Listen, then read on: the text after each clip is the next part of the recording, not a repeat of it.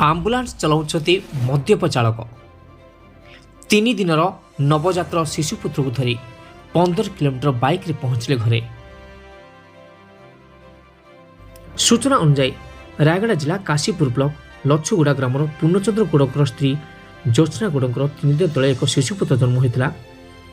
शिशुटीर स्वास्थ्य अवस्था ठीक नथिबारु प्रथमे काशीपुर गोष्ठी स्वास्थ्य केन्द्र नेथिले मध्य गुरुतर अवस्था जोगु परे रायगड़ा जिला मुख्य चिकित्सालय को स्थानांतर कराइथिला बेले नवजात शिशुपुत्रटी मृत शवटी को धरी रायगड़ा मुख्य चिकित्सालय महाप्राण गाड़ी निज ग्राम लछुगुड़ा को आणुथिबा समय ड्राइवर जनक अत्यधिक मदपान करी विपदपूर्ण भाव गाड़ी चलाई आसुथिबा बेले बाटर दुईटी मालबोझी ट्रक को धक्का देथिला।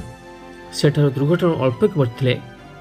यहाकू देखि मृतक परिवार लोके बारण करिबारु ड्राइवर सहित पाटिमुंड होइतिला। गाड़ी परिवार लोक बसुवा बेलू निजक असुरक्षित मणि महाप्राण गाड़ी ओह्लाई शिशु को मृत शव को धरी 15 किलोमीटर निज बाइक बसाई ग्राम को आनी। रायगड़ू श्री पूर्णचंद्र गौड़ ओटीएन टीवी ग्राम लछुगुड़ा पंचायत हाड़ीगुड़ा ब्लॉक काशीपुर जिला रायगड़ा।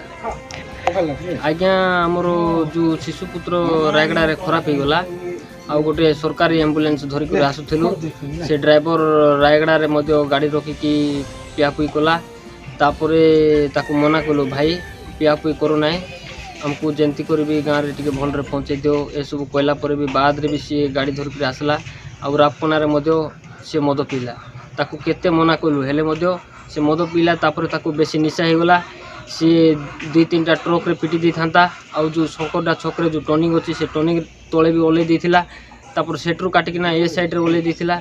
से प्रकार अवस्था करला। सेतिपय तेणुकरी आमे से गाड़ी रे बसवा को भय होइकिना से गाड़ी आमे ओल्ले पड़लु।